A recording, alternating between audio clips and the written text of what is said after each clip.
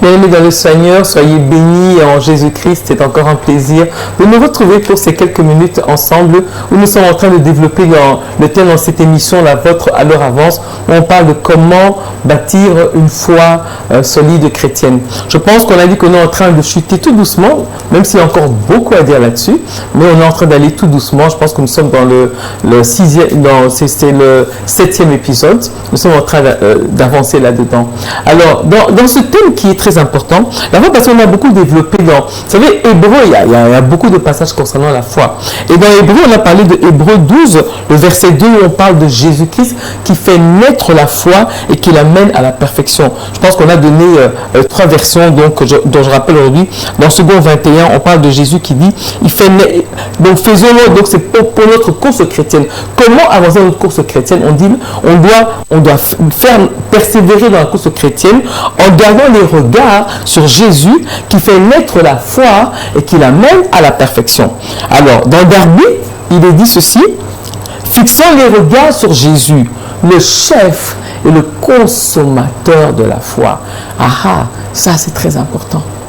Jésus-Christ est le chef de la foi. Donc, sans Jésus-Christ, pas de foi. Tout le reste sont juste des croyances. Sans Jésus-Christ, pas de foi chrétienne. Le reste, ce sont juste des croyances et des croyances. Alors, les croyances, il y en a beaucoup. Il y a les bonnes et les moins bonnes. Il y a les bonnes croyances et les mauvaises croyances. Mais nous, on est des personnes qui doivent marcher par la foi. Alors, c'est vrai, cette foi, elle doit se bâtir. Cette foi, en fait, elle se cultive. C'est pas du jour au lendemain, on se réveille, ah non, j'ai la foi. Elle se cultive. Mais comment elle se cultive, bien aimé? En prenant du temps de lire la parole de Dieu. On l'a répété tout au long de cette émission.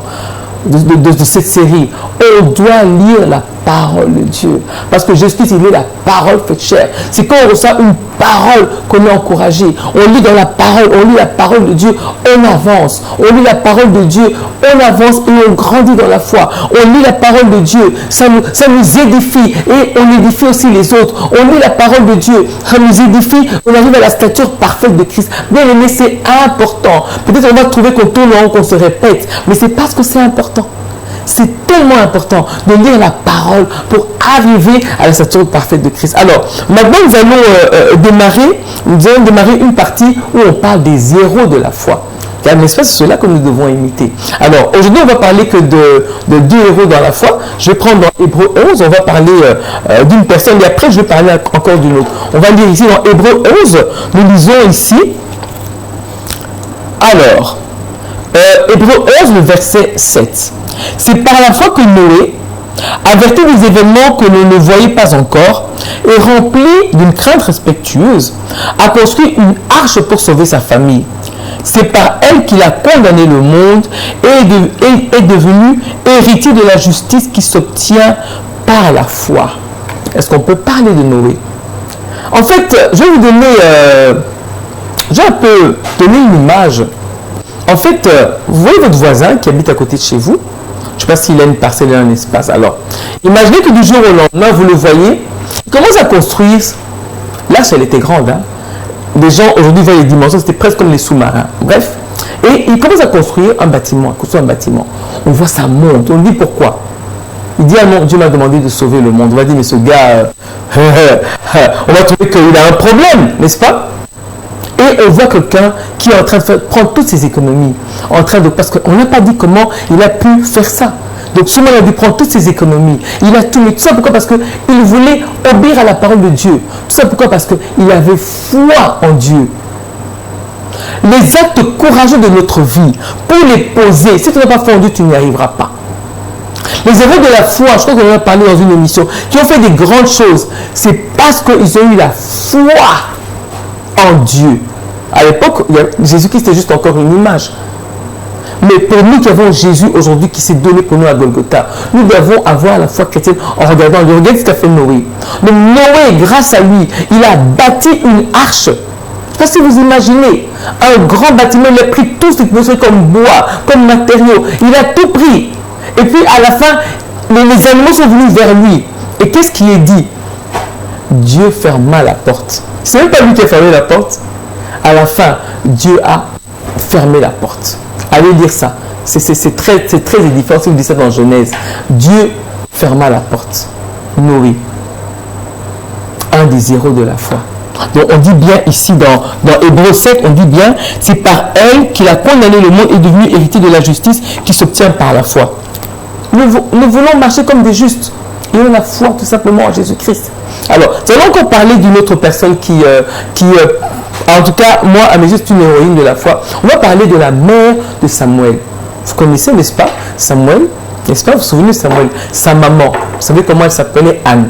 Alors, l'histoire d'Anne, vous pouvez la lire dans 1 Samuel 1. Je ne vais pas vous donner le passage maintenant. Je vais juste un peu expliquer pour comprendre. Anne, elle était... son mari s'appelait Elkanah. Elkanah, il avait deux femmes. Il avait la femme Anne qu'il aimait beaucoup. Il y avait maintenant Pénina qui avait aussi des enfants, Anne n'avait pas d'enfants. Maintenant, Anne, tous les jours, elle était chagrinée parce que Pénina se moquait d'elle. Elle demandait à Dieu les enfants, elle ne les recevait pas. Mais, le jour qu'elle a compris, ça c'est ma façon de voir, le jour qu'elle a compris que la foi en Dieu, il faut aussi travailler son cœur et ses motivations. Parce qu'au début, elle demandait des enfants, mais c'était par rapport à sa rivale. Le jour qu'elle a marché différemment dans la foi en Dieu, elle est allée et s'est prosternée dans le temple. Elle a répandu son cœur devant Dieu. Et elle a fait cette promesse à Dieu. Dieu, si tu me donnes un enfant, je vais te le prêter pour toute ta vie. Donc, son cœur a changé, ses motivations ont changé parce qu'elle a eu foi en ce Dieu-là. Elle savait quand elle a fait cette prière que Dieu allait agir. Et effectivement, Dieu a agi. Pour moi, sincèrement, quand vous lisez la parole de Dieu, pour moi, elle est parmi les héroïnes de la foi, Anne. Et quand elle a prêté son enfant à Dieu, qu'est-ce qui lui est arrivé? Eh bien, Dieu après lui a donné au moins 5 enfants. Elle a prêté l'enfant à Dieu. Elle a été le déposer au temple après qu'elle l'ait sauvé. Elle lui a amené une robe chaque année. Regardez cette femme-là. Pour moi, c'est une héroïne de la foi, cette femme-là. Dans la parole de Dieu, c'est une héroïne de la foi. Elle l'a fait avec foi. Et Dieu lui a enlevé l'opprobre de ses yeux. Elle n'a plus fait à cause de Pénina. Mais elle a compris que tant qu'elle regardait sur Pénina, elle se détournait de Dieu, n'avait pas la foi. Mais elle a changé d'avis. Elle a enlevé le regard sur Pénina. Elle a regardé à Dieu. Elle a eu foi en Dieu. Et Dieu, non seulement son cœur a été changé, ses motivations ont changé et Dieu l'a exaucé. Bien aimé, on veut bâtir une foi solide chrétienne. Regardons à notre Dieu qui nous a aimés en Jésus. Soyez bénis et à la prochaine en Jésus-Christ. Amen.